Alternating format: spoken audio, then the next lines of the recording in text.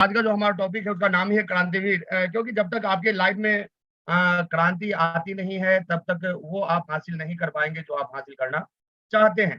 तो आपके अंदर एक क्रांति होनी चाहिए। और कहा गया है कि देखिए जब जब शांति गई है तब तब क्रांति आई है। अपने यहाँ के लोगों की आदत है कि जब तक हमारी शांति भंग नहीं होती हम क्रांतिकारी नहीं बन पाते हैं, तब तक आराम में बैठे रहते हैं। जैसे आप देखे होंगे कि कोई व्यक्ति बेरोजगार बन के यदि बैठा हुआ अपने घर में, तो वो पहले अपने माँ-बाप पे के होटल में खाता है। जब माँ-बाप इस दुनिया से चले जाते हैं तो अपने पूर्वजों की संपत्ति को बेच के खाता है, और जब सब कुछ खत्म हो जाता है उस व्यक्ति का, तब वो व्यक्ति बाहर निकलता है काम करने के लिए और बाहर जाके वो पैसा कमाता है। लेकिन थोड़ा सोच के देखिए कि अगर वो पहले ही बाहर निकल जाता, तो उसके पूर्वजों का जो संपत्ति था वो तो नहीं बिकता।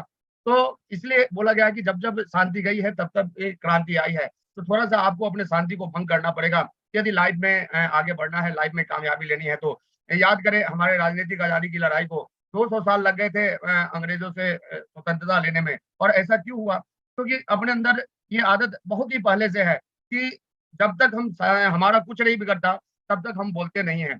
और अंग्रेजों की नीति क्या थी? वो एक ही बार सब पे प्रहार नहीं करते थे, वो धीरे-धीरे करते थे। तो जब एक राजा पे कार्रवाई होती थी, तो दूसरा राजा सोचता था कि हमें क्या मतलब है? लेकिन जब पूरे देश में अंग्रेजों का अत्याचार बढ़ गया, तो पूरा देश एक साथ जगा। और आपको याद होगा सन 1857 में स्वतंत्रता की लड़ाई का शानदार बिगुल फूँका गया था। और उसके बाद फिर अंग्रेजों को देश छोड़ के भागना पड़ा था। तो दोस्तों क्रांति यहीं पे खत्म नहीं होती। देश की आज़ादी के बाद हमारे यहाँ खाद्यान्न का बहुत ही कमी था। तब जाके एक और क्रांति आई जिसका नाम था हरित क्रांति। और उस समय जैविक खाद का उपयोग होने लगा हमारे देश में। उसके बाद आज तक कोई भी व्यक्ति अ, अनाज के वजह से भूखे नहीं मरा हमारे देश में। और हरित क्रांति पे ही मामला खत्म नहीं होता। उसके बाद दूध के उत्पादन के लिए श्वेत क्रांति शुरू हुआ सन 1970 में। और उससे पहले हमारे यहाँ गाय तो थी, लेकिन देसी और पहाड़ी गाय हुआ करती थी। लेकिन श्वेत क्रांति के बाद बाहर से जर्सी गाय भी आना शुरू हो गई और आज हमारे देश में दूध की कमी नहीं है।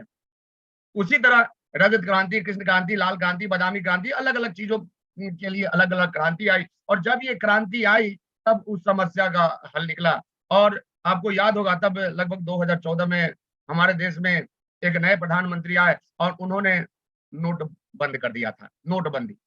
अब आपको लग रहा होगा कि आरसीएम की मीटिंग में मैं नोटबंदी क्यों बता रहा हूँ? तो देखिए समझना तो पड़ेगा, क्योंकि जब तक समझ में नहीं आएगी सिस्टम, तब तक आप सिस्टम में आगे नहीं बढ़ेंगे। हम यदि आप लोगों से सवाल करें कि इस नोटबंदी का क्या फ़ायदा हुआ आपको? तो निश्चित रूप से सारे लोगों का एक ही जवाब होगा कि हमें कोई फ़ायदा नहीं हुआ। लेकिन थोड़ा सोच के देखिए कि नोटबंदी क्यों किया गया था? नोटबंदी में क्या किया गया था? 1000 और 500 के नोट वापस रिकवर कर लिए गए थे। यानी कि जितना आरबीआई नोट छापी थी, उतना आरबीआई के पास पहुँच भी गया नोट। लेकिन फिर भी आप लोगों ने सुना होगा कि बहुत सारा नोट नदियों में बहता हुआ मिला, बहुत सारा नोट को जलाया गया। तो आखिर वो नोट कौन से थे जो जलाए गए या नदियों में बहाए गए? तो साथियों, ये अगर आपके मन में आ रहा होगा कि वो जाली नोट थे, तो ये भ्रम आप अपने मन से निकाल के रखिए। वो जाली नहीं थे, वो भी ओरिजिनल थे। यानी कि कहीं न कहीं जितना आदेश मिला था आरबीआई को, उससे ज़्यादा नोट वहाँ पे छपी थी। और वो नोट यदि कंटीन्यूअस रहती मार्केट में, तो आपके नोटों का वैल्यू खत्म हो जाता। आज बहुत सारे देश ऐसे हैं जहाँ पे कि 4-4 लाख रुपया में 1-1 किलो आलू मिलता है, आप यूट्यूब पे देख सकते हैं। अब यदि हम बात करें कि नोटबंदी से आर्थिक क्रांति का प्रारंभ क्यों हुआ? क्योंकि नोटबंदी का असर तो आपके ऊपर हुआ नहीं। तो देखिए हमारे ऊपर किसी भी अ, काम का असर क्यों नहीं होता? क्योंकि हमारे यहाँ आज भी 95% लोग जो हैं, वो जॉब के ऊपर डिपेंड करते हैं। और नौकरी वाले की वस्तुस्थिति ये होती है कि सरकार कोई भी स्कीम ला दे, उनको कोई फ़र्क नहीं पड़ता। जैसे आप देखे होंगे, अभी कोरोना में बहुत सारे लोग त्राहि-माम मच गया था हमारे देश में।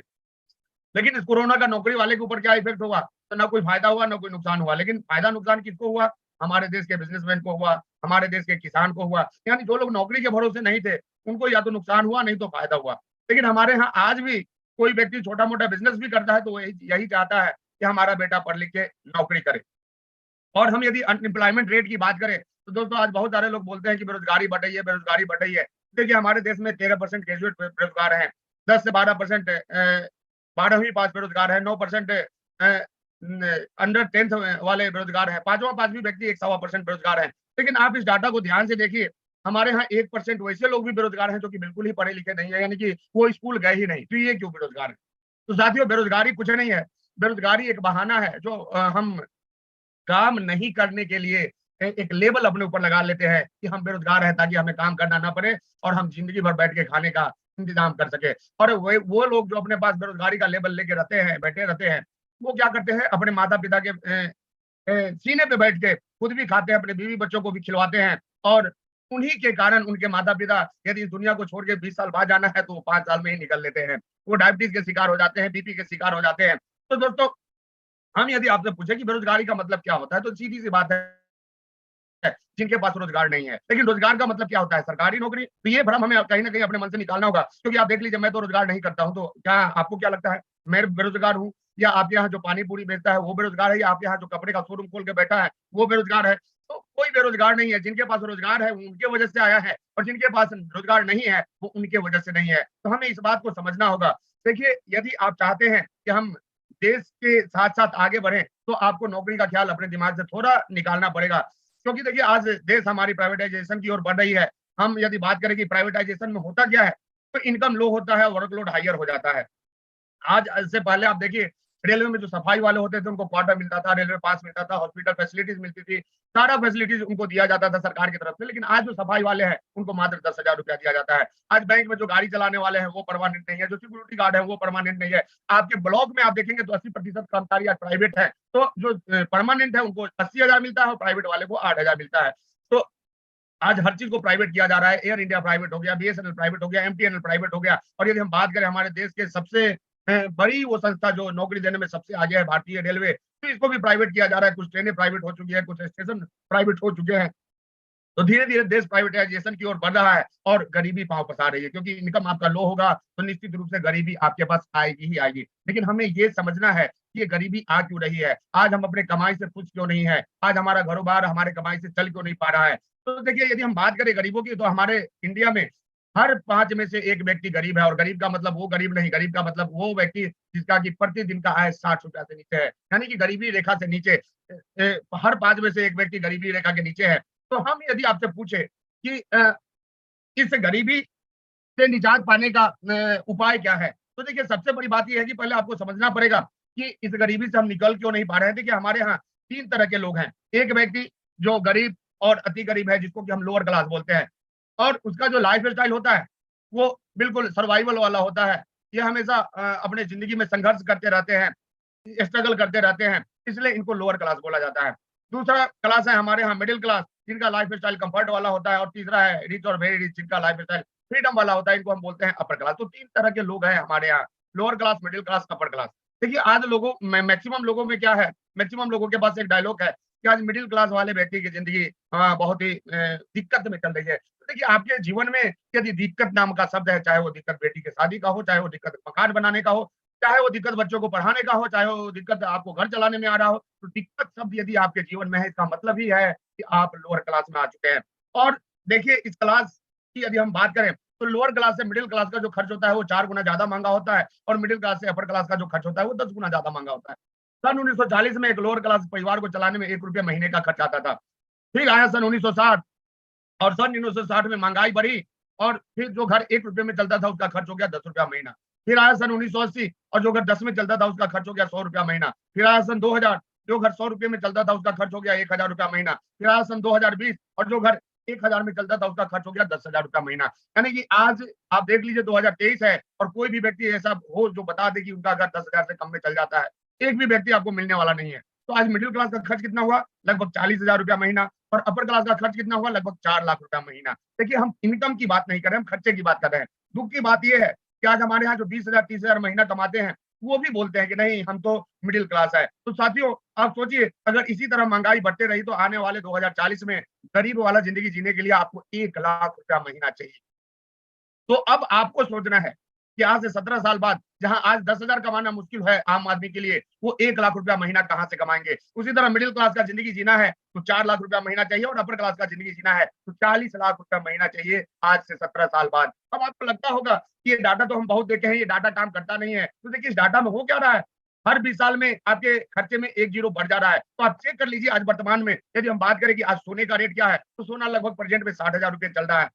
और यदि हम बोले कि 20 साल बाद सोने का रेट क्या होगा, तो उसमें 1 ज़ीरो लगा दीजिए, यानी 6 लाख रुपए प्रति 10 ग्राम आपको सोना मिलेगा। तो देखिए, फ्यूचर की बात हमारे समझ में नहीं आती है, लेकिन पास्ट की बात हम समझ लेते हैं। हम यदि आज पूछे कि आज से 20 साल पहले सोने का रेट क्या था, तो आज 60,000 में 1 ज़ीरो हटा दीजिए, यानी ₹6,000 था कि नहीं, आप इस मीटिंग के बाद जाके पता कर लीजिए। और सिर्फ सोने की रेट की बात नहीं है, आज आम आदमी का मानना है कि ज़मीन का इन्वेस्टमेंट सबसे अच्छा इन्वेस्टमेंट होता है। तो आज आप देख लीजिए, जो ज़मीन आपके यहाँ ₹50 लाख प्रति गज मिल रहा है या 5 लाख रुपए प्रति गज मिल रहा है, तो उस जमीन का रेट आज से 20 साल पहले मात्र 5 लाख रुपए था और 20 साल बाद 5 करोड़ का होगा। और मामला सिर्फ जमीन का नहीं है, ये महंगाई सिर्फ जमीन पे ही लागू नहीं होती। आप किसी भी चीज का रेट देख लीजिए। आज दूध यदि आपके यहाँ 50 रुपए लीटर है, तो 20 साल पहले ये 5 रुपए लीटर था, 1 किलो हटा दीजिए। और 20 साल बाद इसका रेट क्या होगा? 1 किलो लगा दीजिए, 50 में 500 रुपए लीटर होगा। यदि हम बात करें आज समोसे का, जो समोसा आज 10 रुपए में आप खाते हैं, यदि हम आपसे पूछे कि 20 साल पहले इसका रेट क्या था? हटा दीजिए 1 जीरो, 1 रुपए में मिलता था समोसा। और 20 साल बाद इसका रेट क्या होगा? लगा दीजिए 1 जीरो, 100 रुपए में मिलेगा आपको 1 समोसा। आज लोग बोलते हैं कि दाल महँगा हो गया, दाल कैसे है? तो लगभग 100 रुपए केजी। तो 20 साल पहले इसका रेट क्या था? तो 100 में से 1 जीरो हटा दीजिए, 10 रुपए किलो था दाल, जाके पता कर लीजिएगा आप। और 20 साल बाद इसका रेट क्या होगा? तो आज जो 100 रुपए दाल है, इसमें 1 जीरो लगा दीजिए, लगभग 1000 रुपए किलो आपको खरीदना पड़ेगा। बहुत सारे लोग बोलते हैं कि मोदी जी आ गए तो गैस सिलेंडर महंगा हो गया और आज गैस सिलेंडर 1200 का है। हम यदि आपसे पूछे ये 1200 वाला सिलेंडर 20 साल पहले कितने का था? तो हटा दीजिए 1 जीरो, 120 रुपए का मिलता था, पता कर लीजिएगा आप। और 20 साल बाद कितने का मिलेगा? तो लगा दीजिए 1 जीरो, 12,000 रुपए का एक सिलेंडर होगा, जबकि 20 साल बाद मोदी जी नहीं रहेंगे। तो दोस्तों, ये है महंगाई का रफ्तार। और यदि आप जिंदगी में अमीर बनना चाहते हैं, तो अमीरी का मात्र एक फॉर्मूला है कि अपने कमाई के रफ्तार को महंगाई के रफ्तार से बढ़ा दीजिए, आप अमीर बन जाएंगे। और जिनकी कमाई की रफ्तार महंगाई की रफ्तार से कम होती है, वो व्यक्ति गरीब बन जाता है। यानी कि मामला जीरो का है। यदि महंगाई 1 जीरो बढ़ा रही है, तो आपको अपने इनकम में 2 जीरो बढ़ाना होगा, 3 जीरो बढ़ाना होगा। तो हमारा एक सवाल है कि क्या उपाय है आपके पास? तो आज हम उपाय की बात करें, तो हर व्यक्ति ये चाहता है कि हमें जॉब मिले, यानी नंबर 1 उपाय कमाने का हम जॉब में ढूंढते हैं। लेकिन आप सोच के देखिए कि आज तक कोई जॉब ऐसा है जो कि हर 20 साल में आपके इनकम में 1 जीरो लगा के ले आए? तो आज तक ऐसा नहीं हुआ, क्योंकि यदि जॉब वाले खुश होते, तो आज देखिए ट्रेन में टीटी बिना पैसा लिए आपको सीट नहीं देता। यदि कोई थानेदार है, तो बिना पैसा लिए तनख्वाह नोट नहीं करते। यदि कोई बैंक मैनेजर है, तो बिना पैसा लिए आपको लोन नहीं देता। आप थोड़ा विचार कीजिए इस पे। आखिर ये लोग घूस क्यों लेते हैं? बड़े-बड़े घोटाले क्यों हो रहे हैं? क्योंकि इनका काम इनके कमाई से नहीं चल रहा है। यानी कि आपके कमाई का रफ्तार महंगाई से अधिक ये जॉब नहीं रख सकता। आपकी गरीबी का सॉल्यूशन जॉब कभी भी नहीं हो सकता। दूसरा क्या है? हमारा पैसा कमाने का साधन दूसरा है खेती। तो खेती करके आज तक कोई किसान अमीर बन पाया क्या? हमारे देश में किसान नाम का शब्द आते ही लगता है कि किसी गरीब का चेहरा सामने आ गया। आज देखिए कई हजारों किसान, सैकड़ों किसान कर्ज के कारण आत्महत्या कर लेते हैं। तो ये किसानी से भी हम महंगाई को ठीक ये महंगाई को ओवरटेक करके आगे निकल नहीं सकते। और यदि हम बात करें तीसरा उपाय क्या है पैसा कमाने का हमारे पास, तो तीसरा ऑथेंटिक उपाय है बिज़नेस।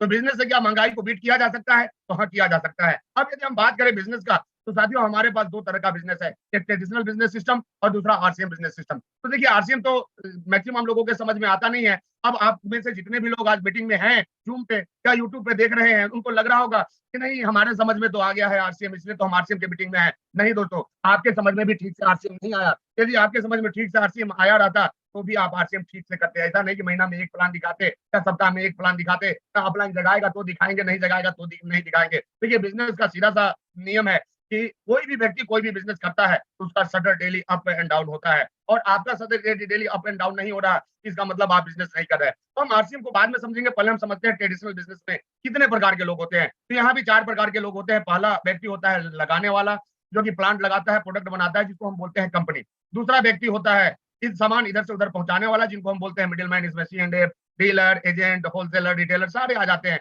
अब इनका काम क्या है? सी&एफ का काम है कंपनी से लाना और एजेंट तक पहुँचाना या डीलर तक पहुँचाना। डीलर का काम है सी&एफ से लाना, होलसेलर तक पहुँचाना। होलसेलर का काम है सी&एफ ये एजेंट और डीलर से लाना और रिटेलर तक पहुँचाना। उसी तरह रिटेलर का काम है होलसेलर से लाना और कस्टमर तक पहुँचाना। इसलिए हम इसको बोलेंगे पहुँचाने वाले। तीसरे होते हैं बताने वाले। ये भी बहुत अच्छा भूमिका निभाते हैं मार्केटिंग में, बिज़नेस में। क्योंकि आज फेयर एंड लवली गोरेपन का क्रीम है, ये कैसे पता चला? कोई ना कोई बताया। और कोलगेट मुँह धोने का क्रीम है, ये कैसे पता चला? इसको भी कोई ना कोई बताया।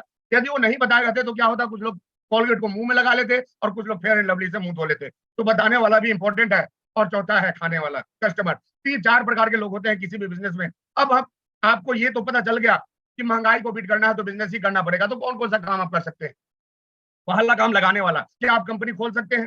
तो आज दोस्तों हम यदि कंपनी की बात करें, तो कोई भी कंपनी खोलना हो तो अरबों रुपया आपको लगाना पड़ेगा। और आप सोच के देखिए कि क्या अरबों रुपया है? यानी कि ट्रेडिशनल बिज़नेस का ये काम तो आपसे होने वाला नहीं।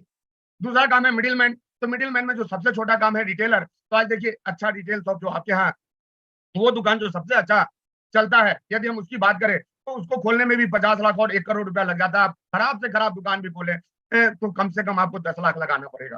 तो कितने लोग 10 लाख लगा सकते हैं? और 10 लाख लगा के आप मार्केट में सर्वाइव करेंगे क्या? नहीं कर पाएँगे।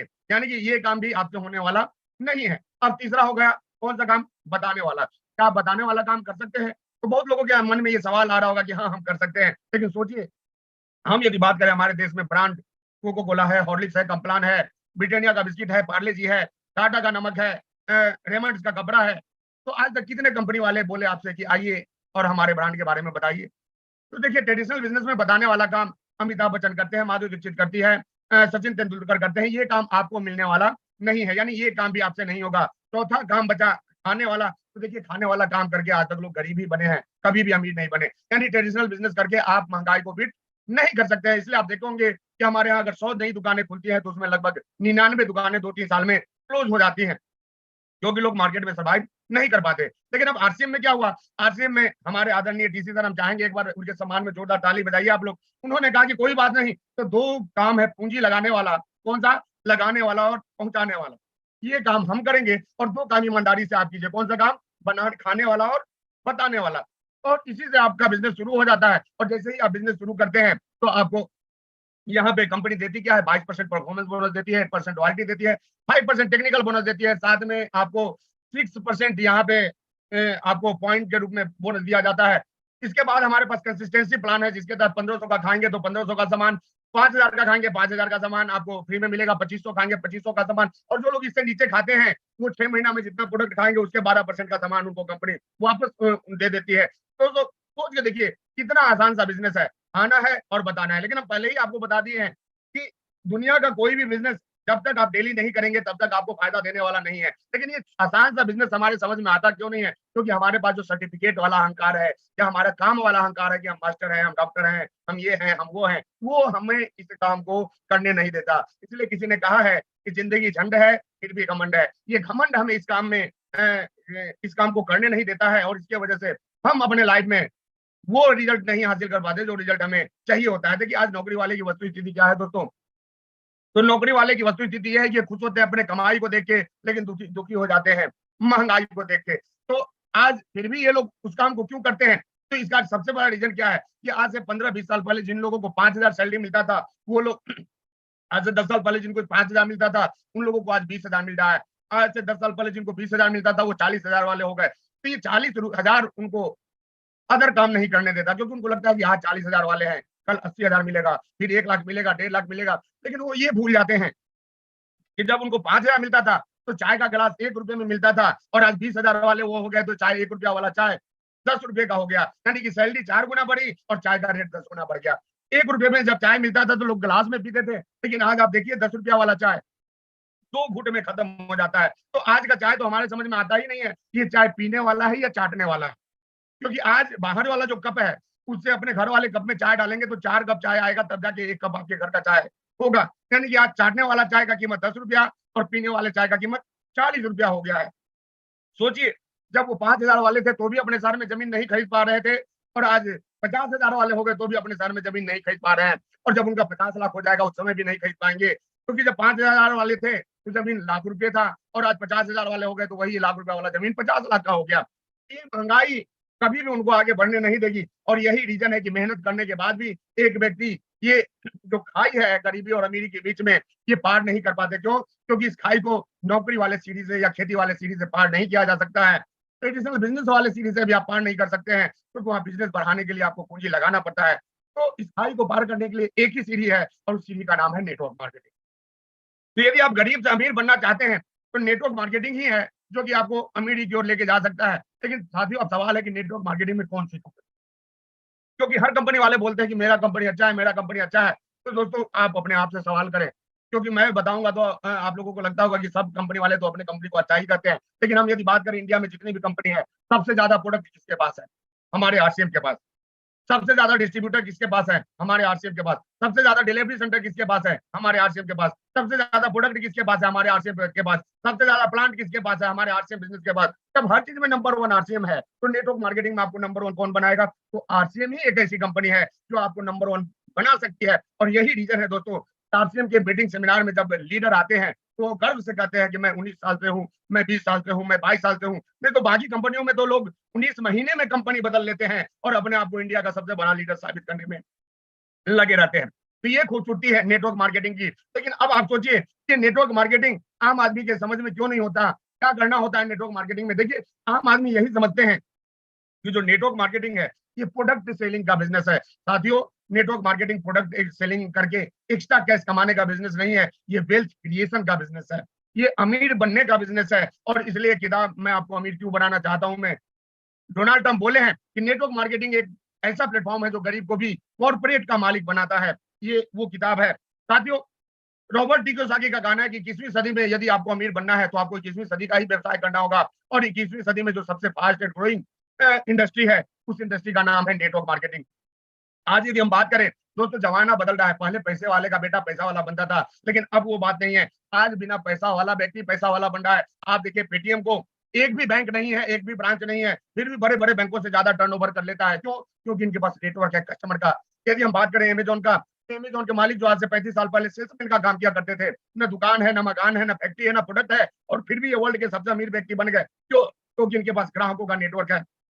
यदि हम बात करें ओला उबर का, तो एक भी गाड़ी इन्होंने नहीं खरीदा, फिर भी सारे गाड़ी वालों से कमाते हैं क्योंकि इनके पास नेटवर्क है। तो दोस्तों, जब पेटीएम वाला कमा सकता है, अमेजॉन वाला नेटवर्क बना के कमा सकता है, ओला वाला कमा सकता है, तो आप नेटवर्क बना के कमा सकते हैं या नहीं कमा सकते हैं? लेकिन फिर भी हमारे कुछ लोग बोलते हैं हम खा तो लेंगे लेकिन बताएंगे नहीं, जोड़ने का काम हमसे नहीं होगा। तो देखिए, ये कलयुग है, यहाँ पे जोड़ने का काम करेंगे तो ही आगे बढ़ेंगे। तोड़ने वाला काम करके जिंदगी में कोई भी व्यक्ति आगे नहीं बढ़ता। दोस्तों, जिंदगी में आगे बढ़ना है तो एक बात याद रखिए कि किसी के पैरों पे गिरकर कामयाबी पाने के बदले अपने पैरों पे चलकर कुछ बनने की ठान लो, दुनिया की सारी ताकत आपके सामने सिर झुकाएगी। तो आपको ठानना पड़ेगा। देखिए, हमारे यहाँ दो तरह के लोग हैं, एक मान लेने वाले, एक ठान लेने वाले। तो मानने वाला व्यक्ति मान लेता है कि हमसे नहीं हो पाएगा, और ठानने वाला व्यक्ति बस ठान लेता है कि कुछ भी हो जाए हमें करना ही करना है। देखिए, दो तरह का काम है अपने पास, एक 8 घंटा वाला और एक 1 घंटा वाला। 8 घंटा वाला काम आपको गरीबी की ओर लेके जाता है, 1 घंटा वाला काम आपको अमीरी की ओर लेके जाता है। 8 घंटा वाला काम करने के लिए हर जगह आपको लाइन में लगना पड़ता है, चाहे मामला कॉलेज का हो, मामला फॉर्म भरने का हो, मामला एग्जाम देने का हो, किसी भी मामले में आपको हमेशा लाइन में रहना पड़ता है। अगर सरकारी व्यवस्था में भी पढ़े तो मिनिमम 4 से 5 लाख रुपया स्टडी पे खर्च करना पड़ता है, 1 से 2 लाख रुपया ट्यूशन पे, और इसके बाद भी 20 हजार की गारंटी आपको नहीं मिलती है कि आप कमाएंगे। लेकिन 1 घंटा वाला काम में क्या करना है दोस्तों? 1500 खाना है और 5 हजार खिलाना है। सीधा सा सिंपल सा फॉर्मूला कि 1500 खाना है, 5 हजार खिलाना है। यानी कि ईमानदारी से सारा प्रोडक्ट अपने घर का खाइए और ईमानदारी से आरसी बिजनेस बताइए, और ये तो काम कर लेते हैं तो दुनिया की कोई ताकत आपको अमीरी की ओर जाने से रोक नहीं सकती। हम कहते हैं दोस्तों, कुछ नहीं, आप जब गरीबी के लिए 8 घंटा काम कर सकते हैं तो क्या अमीरी के लिए 1 घंटा काम नहीं कर सकते? अगर कोई व्यक्ति हमारा 1 घंटा यानी डेली एक व्यक्ति को आरसीएम बताए, और आरसीएम बताने के बाद हमें ये नहीं पूछना कि कैसा लगा, कब ज्वाइन कर रहे हैं। देखिए, जैसे ही आप प्लान दिखाते हैं तो सामने वाला एक ही बात बोलता है कि सोचेंगे, बताएंगे, 2 दिन बाद आना, 5 दिन बाद आना, और वो इतना दोहरा देगा कि आप जाना ही भूल जाएंगे। तो हमें दौड़ना नहीं है, क्योंकि आरसीएम में करना क्या है दोस्तों? जैसा कि मैं शुरू में बताया कि आरसीएम में 2 ही काम करने हैं, एक तो ईमानदारी से खाना और दूसरा ईमानदारी से बताना। जब आप सामने वाले को बताइए तो बोलिए कि देखिए, 2 दिन 4 दिन आप मत बोलिए, हम आपको ज्वाइन कराने नहीं आए, क्योंकि आरसीएम में 2 काम करने होते हैं, एक खाना होता है, दूसरा बताना होता है। और बताने वाला काम ईमानदारी से वही करेगा जो खाएगा, और खाने वाला काम ईमानदारी से वही करेगा जिसको प्रोडक्ट अच्छा लगेगा। आप एक काम कीजिए, 200-300 का प्रोडक्ट पहले लीजिए, अपने पसंद का आइए, अच्छा लगे तो आइए, नहीं लगे तो जाइए, आपको आने की कोई जरूरत नहीं है। और दोस्तों, ये काम भी प्रतिदिन आप एक व्यक्ति के साथ करते हैं, जिसमें मात्र 1 से 1.5 घंटे का समय लगना है। तो भी महीने में आप अगर 300 पीवी का भी सामान दे तो 9 हजार पीवी आपका आराम से हो जाता है। यानी कि कोई भी व्यक्ति कितना भी टाल के काम करे तो डायमंड क्लब का सदस्य तो आराम से बन जाएगा। दोस्तों देखिए, आरसीएम बिजनेस में सच्चा व्यक्ति वही है जो ईमानदारी से डायमंड क्लब में है। बाकी सब झूठे हैं जो कि आरसीएम कर रहे हैं, और झूठ का बिजनेस आपको फल नहीं देगा। तो आपको यदि डायमंड बनना है तो डायमंड क्लब में आना पड़ेगा ही पड़ेगा, दूसरा कोई उपाय ही नहीं। जैसे डॉक्टर बनने के लिए मेडिकल क्लब ज्वाइन करना पड़ता है, जैसे इंजीनियर बनने के लिए इंजीनियरिंग का क्लब ज्वाइन करना पड़ता है, पुलिस वाला बनने के लिए पुलिस क्लब को ज्वाइन करना पड़ता है, उसी तरह आपको डायमंड बनना है तो डायमंड क्लब में आना पड़ेगा, दूसरा कोई उपाय नहीं है। अब दोस्तों, हमारे पास न्यूट्री चार्ज जैसे प्रोडक्ट है जिसका टक्कर पूरे इंडिया में कोई भी न्यूट्रिशनल कंपनी नहीं ले सकती। हमारे पास गुड डॉट जैसे अनोखा प्रोडक्ट है जो कि इंडिया में अवेलेबल ही नहीं है। हमारे पास हरी संजीवनी जैसे प्रोडक्ट है, हमारे पास कीसोल जैसे अनोखे प्रोडक्ट हैं। इसके टक्कर में, इसके क्वालिटी का, इसके रेट का आपको प्रोडक्ट बाहर मिलने वाला नहीं है। हमारे पास गामा जैसे प्रोडक्ट हैं तो कैंसर, डायबिटीज, थायराइड, लीवर, हृदय, मतलब कई एक समस्या का रामबाण न्यूट्रिशन है ये। तो ऐसे ऐसे प्रोडक्ट हैं, तो क्या हम 200-300 पीवी किसी को खिला नहीं सकते हैं? तो दोस्तों, खिलाने वाला काम यदि आप करेंगे तो आपका डायमंड क्लब आराम से हंसते हंसते हो जाएगा। अब यदि अमीर बनना है तो नेटवर्क बताना पड़ेगा, नेटवर्क बढ़ाना पड़ेगा। और नेटवर्क बढ़ाने के लिए जैसा कि हम पहले ही बोले, 1 प्लान डेली। ज्यादा काम करने के लिए हम नहीं बोलेंगे, ज्यादा भागने के लिए नहीं बोलेंगे, बस एक नए आदमी को डेली बताइए। और एक नए आदमी को डेली आप बताते हैं तो साल में 365 लोगों को बताते हैं। अब आप सोचिए कि यदि आप प्लान 365 लोगों को दिखा रहे हैं तो कितने लोग आपके साथ आ सकते हैं? तो किन्हीं के मन में आ रहा होगा कि 100 आ जाएंगे, 150 आ जाएंगे, 200 आ जाएंगे, 50 आ जाएंगे, हमारा कहना है दोस्तों 10 आएंगे कि नहीं आएंगे। अगर 10 व्यक्ति भी 365 में आ जाता है तो आपको अमीर बनने से कोई रोक नहीं सकता। अब बहुत सारे लोग सोच रहे होंगे सर मैं तो 10 को ज्वाइन करा लिया, मेरा क्यों नहीं हो रहा है? तो साथियों इसका एक रीजन है, ये 10 व्यक्ति आपको अमीर नहीं बनाता, वन प्लान डेली वाला काम आपको अमीर बनाता है। तो महत्वपूर्ण ये नहीं है कि आपने कितने लोगों को ज्वाइन कराया, महत्वपूर्ण ये है कि आप कितना प्लान दिखा रहे हैं। और यदि आप 365 को प्लान दिखाते हैं और आपके 10 आ गए, तो इस 10 को बताइए कि भाई हमने 365 को प्लान दिखाया, मेरे 10 आ गए, आप भी दिखाओ, आपके भी 10 आ जाएंगे, तो अगले साल ये संख्या हो जाएगी 100, तीसरे साल 1000, चौथे साल 10,000, पांचवें साल 1 लाख, और 1 लाख लोग यदि 5,000 का खरीदारी करें तो साथियों बिजनेस 50 करोड़ का होता है।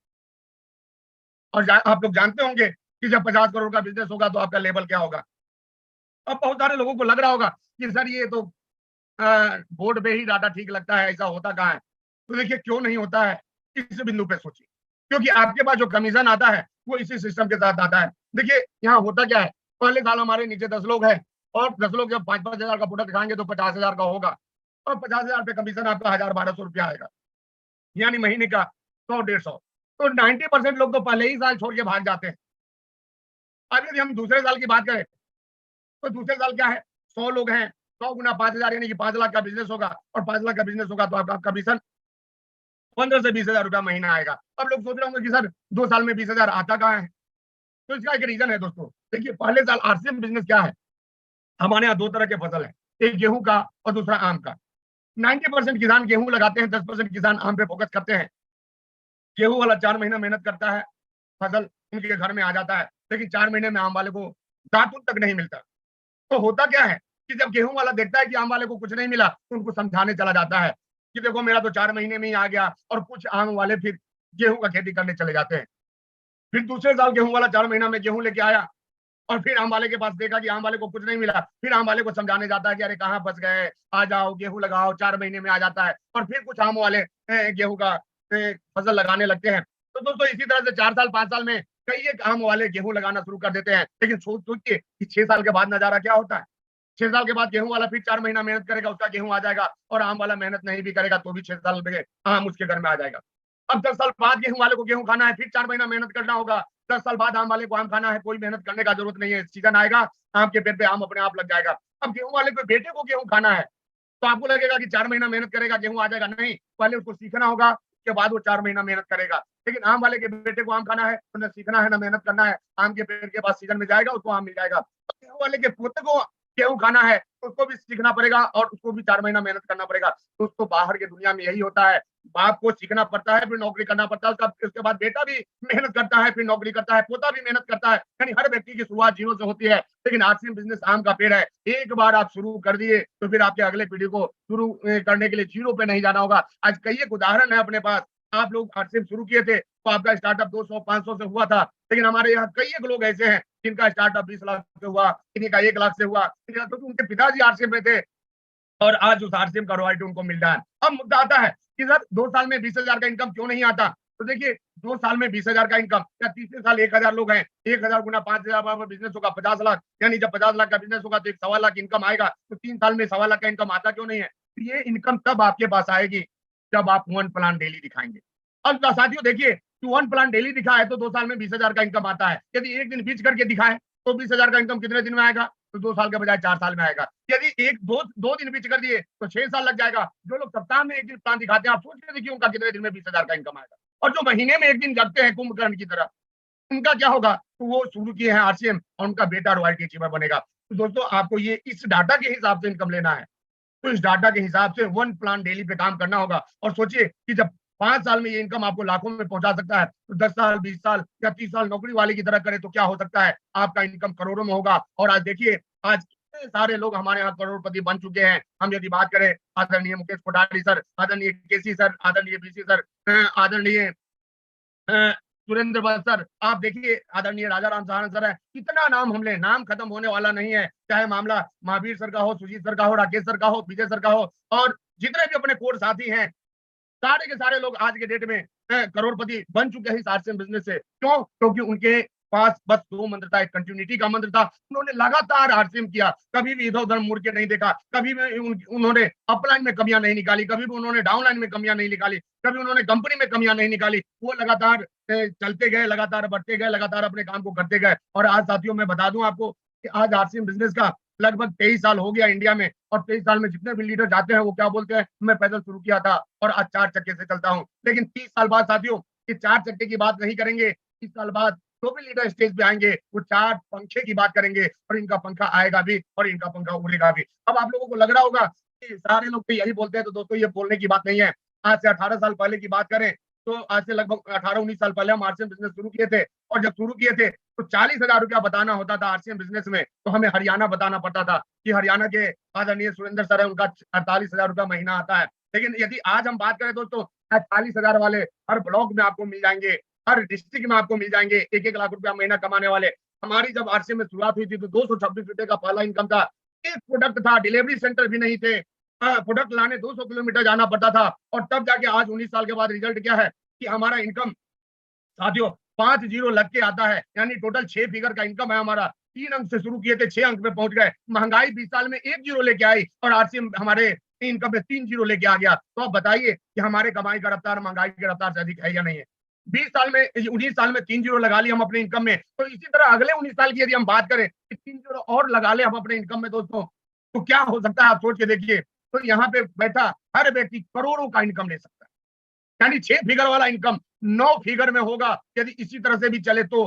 लेकिन दोस्तों क्या आपको लगता है कि हमारा रफ्तार यही होगा? आज से 19 साल पहले जब हम शुरू किए थे तो अकेले थे, आज हमारे पास सैकड़ों टेक्निकल अचीवर हैं, सैकड़ों आईटी अचीवर हैं। लेकिन सोच के देखिए आप, 9 फिगर का इनकम हम पहले वाला रफ्तार ही पकड़े तो आ सकता है, क्यों नहीं आ सकता? लेकिन आता क्यों नहीं है? क्योंकि कहीं ना कहीं हम डरते हैं, और डर किससे लगता है साथियों?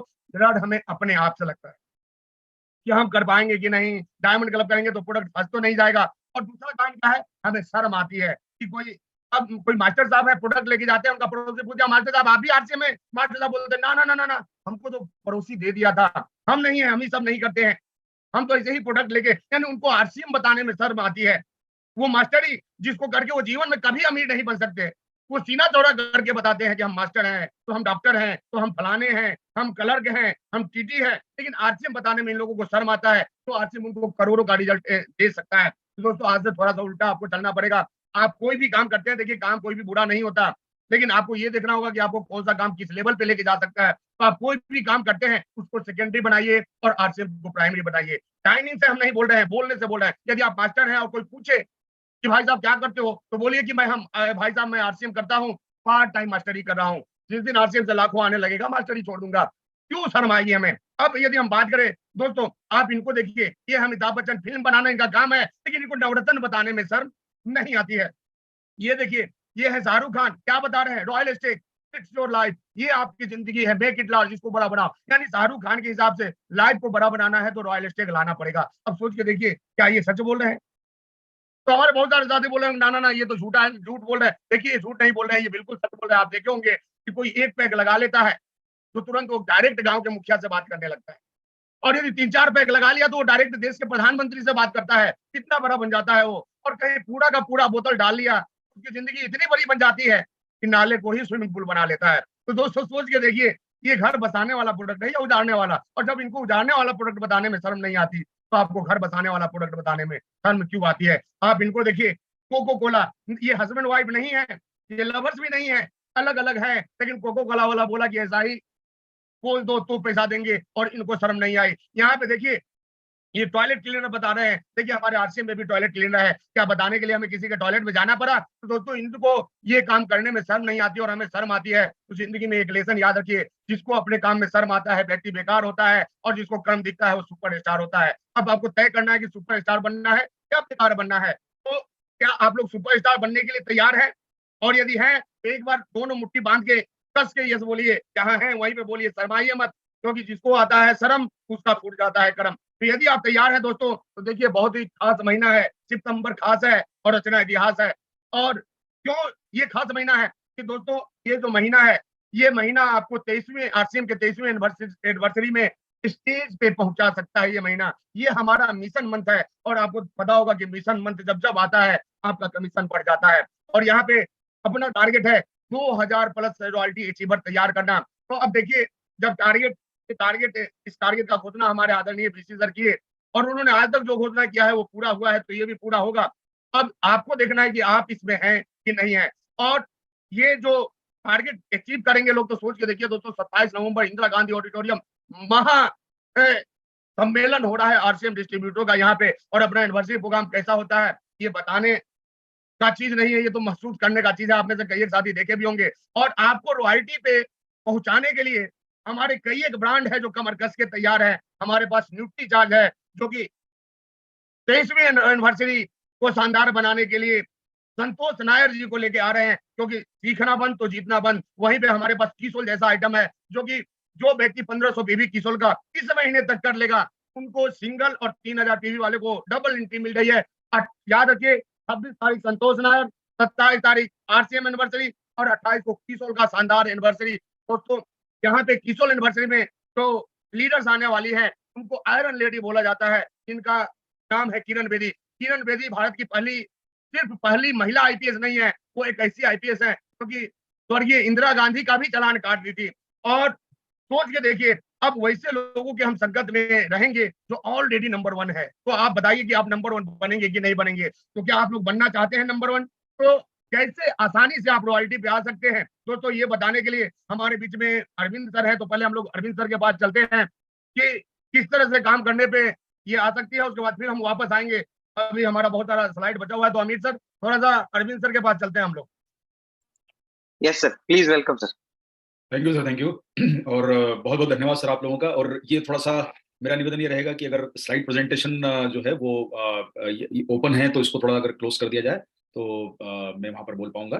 Thank you very much sir, thank you very much, बहुत बहुत धन्यवाद आपका, थैंक यू वेरी मच। और सबसे पहले मैं धन्यवाद देना चाहूंगा आदरणीय हमारे सबके आदरणीय और बहुत ही जुझारू और शानदार लीडर रिस्पेक्टेड मंजीत सर जी का, जिनके माध्यम से आज आप सब लोग जो है बहुत शानदार प्रोग्राम को सुन रहे हैं। मैं पूरी बात उनकी सुन रहा था। बहुत ही जोश और बड़े सटीकता के साथ उन्होंने बहुत सारे विषयों को आज रखा है आपके सामने, और मैं ये देख के समझ पा रहा था किस प्रकार से उन्होंने जो है वो कैलकुलेशन के माध्यम से आपको बताया है कि कमाई पहले की जरूरत और आज की जरूरत में कितना अंतर आता जा रहा है। ये हम सभी लोग समझ रहे हैं, और इस चीज को मेंटेन करने के लिए हमें भविष्य में बहुत बड़ी इनकम की जो जरूरत होगी, और ऐसे समय में आप सब लोगों को जो है आरसीएम का सिस्टम हमेशा जिंदगी भर काम रहेगा, क्योंकि ये सैलरी वाली इनकम नहीं है। यहाँ पर आपकी जो ग्रोथ होती है वो आपके कमीशन वाली इनकम है। तो यहाँ पर जब जितना वॉल्यूम आपका बनेगा तो वो आपका चेक का साइज भी बनता जाएगा। आप जैसा भी आपको बताया गया कि आज जब मंजीत जी ने शुरुआत करी तब मात्र उनका 200-250 रुपए का चेक था, लेकिन आज अगर आप देखेंगे तो उनका उससे कम से कम जो है 1000-2000 गुना 3000 गुना बड़ा चेक बनने वाला है, मतलब बनता है उनका आज औसत चेक का जो साइज है वो 5 लाख से लेकर 10 लाख के बीच में बनता है। तो आप देख पा रहे हैं कि ये उनकी इनकम का लेवल आज कई गुना बढ़ चुका है।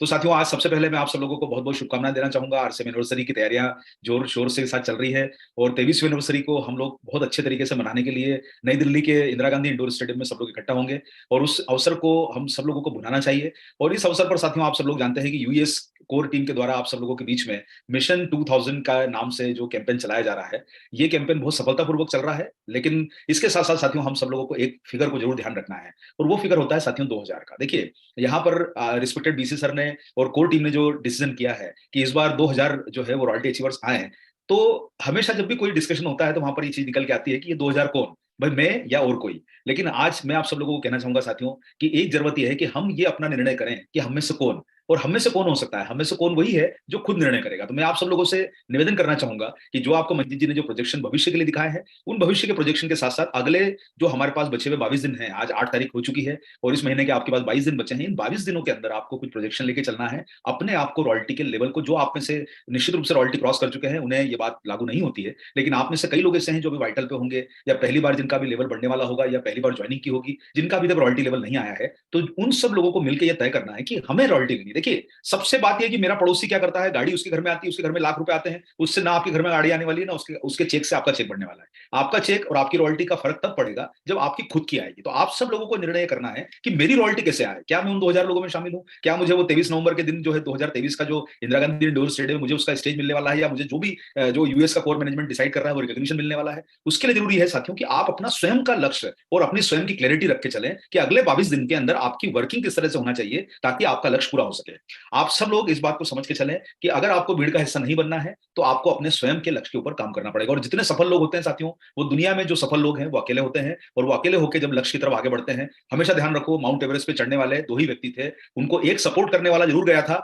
जो है वो तेंजिंग जो गया था, जो शेरपा था, उनको सपोर्ट करने गया था, लेकिन चढ़ाई किसने करी थी? एडमंड हिलेरी ने करी थी। तो साथियों हमेशा ध्यान रखो कि अगर आपको चढ़ाई पे चढ़ना है तो आप अकेले हो, और आपको अपने लक्ष्य को क्लियर रख के चलना है कि मुझे कैसे अपनी रॉयल्टी को अचीव करना है। और साथियों ऐसे समय में आप सब लोगों के बीच में न्यूट्रीचार्ज जैसा शानदार ब्रांड मौजूद है, जिसके पास 23 प्रोडक्ट की श्रृंखला है, और आज के समय के साथियों ये हर व्यक्ति की जरूरत है। देखिए ऐसा कोई सेगमेंट नहीं है जो न्यूट्रीचार्ज ने कवर नहीं किया है। आप सब लोग जानते हैं कि जिंदगी की पहली धड़कन से लेकर जिंदगी की हर धड़कन तक न्यूट्रीचार्ज के प्रोडक्ट आपके पास मौजूद हैं। और हम ऐसे कोई प्रोडक्ट की बात नहीं करते हैं साथियों कि हम जो है वो बोलें कि सब ब्रेन के लिए अलग प्रोडक्ट है हमारे पास घुटने के लिए अलग प्रोडक्ट है, हमारे पास हार्ट के लिए अलग प्रोडक्ट है, आंखों के लिए अलग प्रोडक्ट है, महिलाओं के स्वास्थ्य के लिए अलग प्रोडक्ट है, बच्चों के स्वास्थ्य के लिए अलग अलग प्रोडक्ट है। तो साथियों हमारी जो 23 प्रोडक्ट की सप्लीमेंट की सीरीज है, वो आप सब लोगों के जीवन में एक बहुत बड़ा बदलाव ला सकती है। और इस विषय में मैं आपको कहना चाहता हूं साथियों, इस अवसर पर आप सब लोगों को न्यूट्रीचार्ज की तरफ से बहुत ही शानदार मौका मिल रहा है कि आप अपने रॉयल्टी के लेवल को जो मेंटेन करते हैं, तो आपको एक अवसर मिल रहा है न केवल संतोष नायर की ट्रेनिंग अटेंड करने का, गिफ्ट लेने का, और साथ साथ में अपने बहुत सारे फायदों को लेने का। तो साथियों आप सब लोगों को रॉयल्टी के लेवल पर लाने के लिए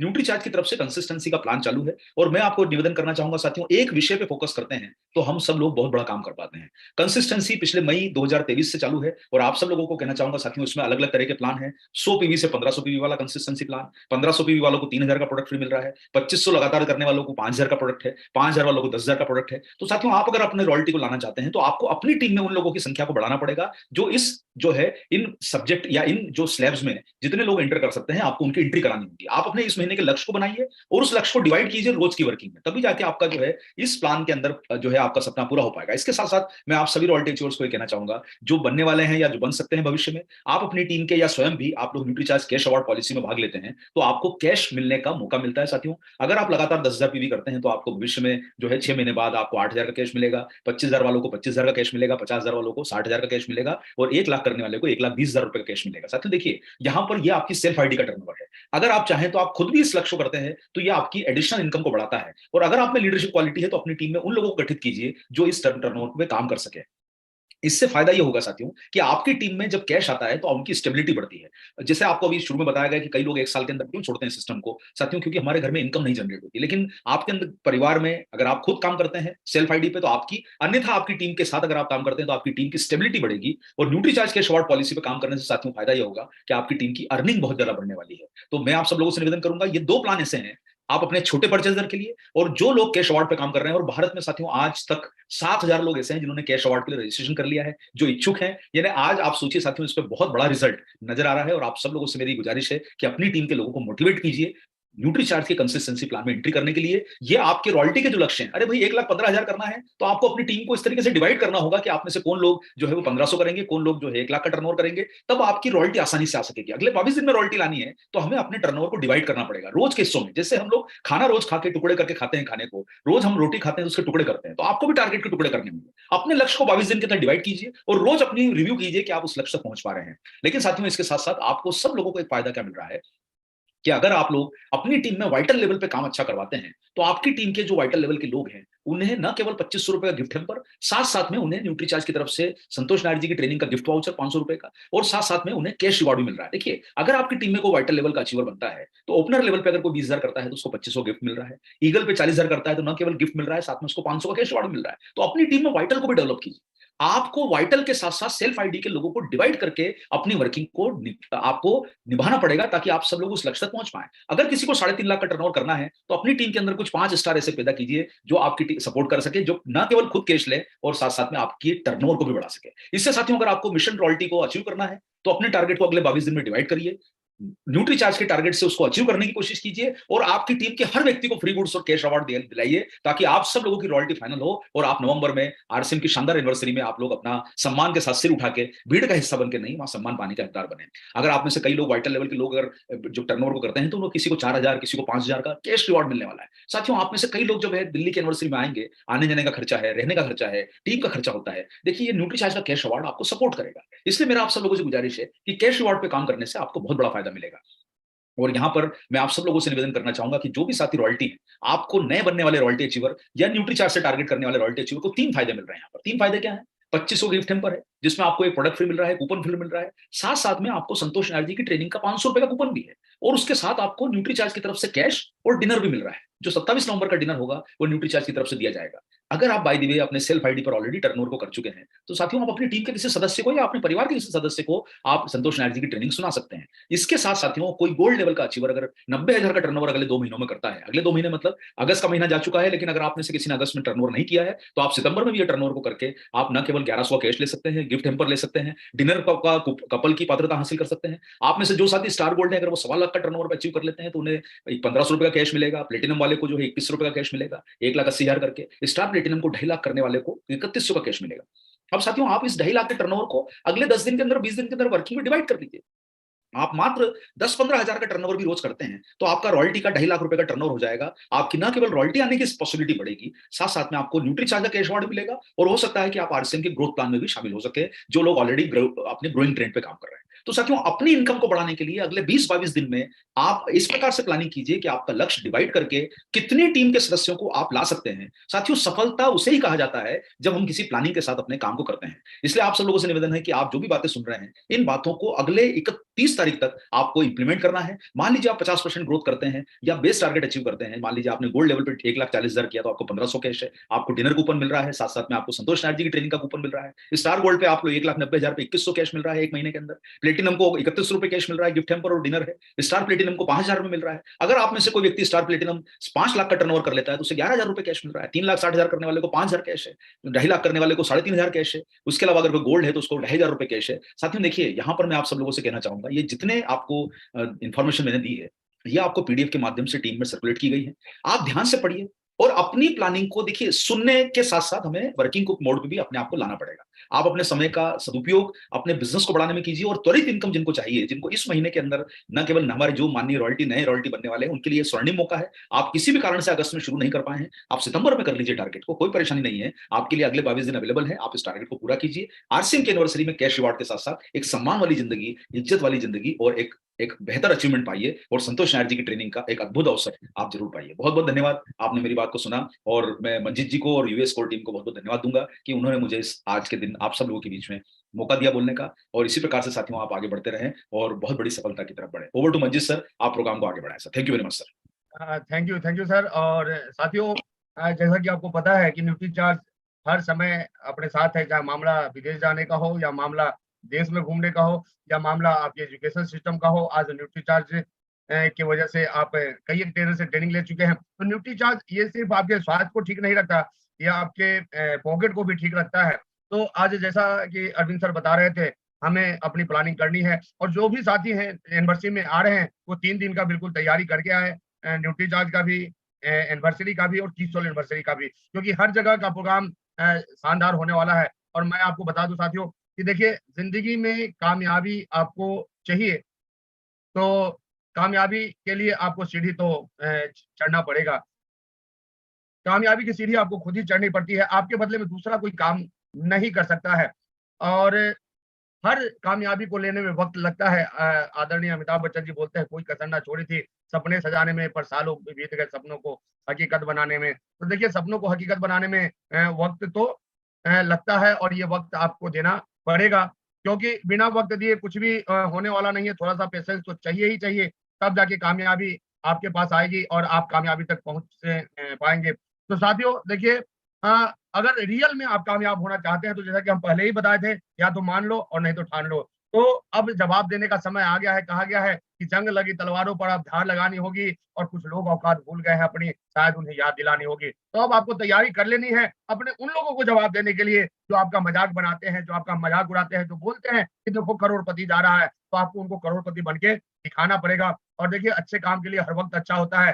कार्य को कल पर टालना या फिर सही समय का इंतजार करना केवल एक धोखा है जो आप अपने आप को देते हैं। तो हमें क्या करना है साथियों, हमें इसे धोखे से बाहर निकलना है, और हमें अपने आप को ठीक करना है। हमें समय का इंतजार, जो भी टारगेट है, चाहे टारगेट कीजोल का हो, टारगेट न्यूट्रीचार्ज का हो, हर टारगेट को तुरंत करने का प्रयास कीजिए।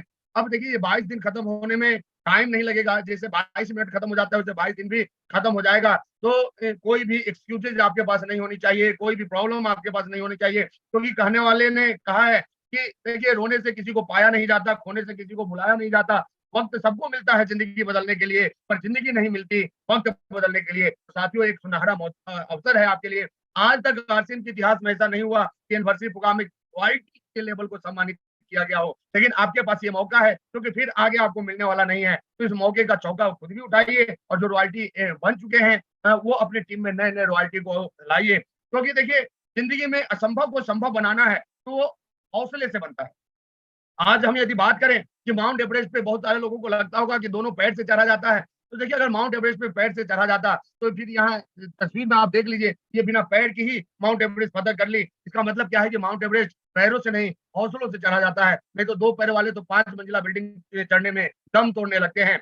आप देखिए दशरथ मांझी, आपको लग रहा होगा कि इन्होंने छेनी हथौड़ी से पहाड़ को काट डाला, लेकिन क्या इनके गांव में और लोगों के पास छेनी हथौड़ी नहीं था? इनका जो पहाड़ कटा वो छेनी हथौड़ी से नहीं कटा, इनके हौसलों की वजह से कटा। यदि हम बात करें 1857 की, तो क्या उस समय 40 साल और 20 साल वाले युवक नहीं थे, लेकिन 80 साल वाले युवक ये व्यक्ति के अंदर हौसला आया, वो तलवार लेके कूद पड़े और आज वीर कुंवर सिंह का नाम स्वर्ण अक्षरों में लिखा गया है सन 1857 की लड़ाई में। एक व्यक्ति पाकिस्तान से 1947 के में भारत आता है, 5 दिन रोड पे सोता है, दिल्ली में तांगा चलाता है, और वो तांगा चलाने वाला व्यक्ति जब दुनिया छोड़ के जाता है तो करोड़ों का अरबों का एम्पायर छोड़ के जाता है। ये एमडीएच वाले दादाजी, इनका ये जो अरबों का एम्पायर बना, ये क्वालिफिकेशन से नहीं बना है, ये डिग्री से नहीं बना है, ये इनके हौसले से बना है। हम बात करें एक व्यक्ति की जो दिन में फैक्ट्री में मजदूरी करता था और रात में घर में सर्फ बनाता था, और फैक्ट्री में ड्यूटी ज्वाइन करने के पहले वो घूम घूम के व्यक्ति सर्फ बेचता था, फिर ड्यूटी भी करता था, फिर आगे रात में सर्फ भी बनाता था, और ऐसे करते करते आज 45,000 करोड़ का मालिक बन जाता है। निर्मा कंपनी के मालिक करसन भाई पटेल की, चाहे हम बात करें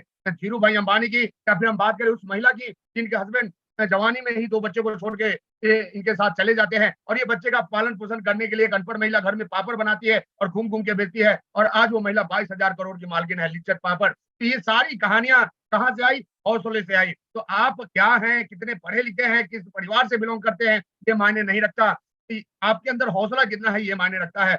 दोस्तों, न तकलीफ न ही संघर्ष तो खाक मजा है जीने में, और समझाते हैं बड़े बड़े तूफान जब आग लगी हो सीने में। तो आपको अपने सीने में आग लगाना होगा और 26, 27, 28 को अपने जिंदगी का स्वर्णिम दिन बनाना होगा। और अंत में मैं एक ही बात बोलूंगा, किसी ने कहा है जब इश्क और क्रांति का अंजाम एक ही है तो रांझा बनने से अच्छा है भगत सिंह बन जाओ।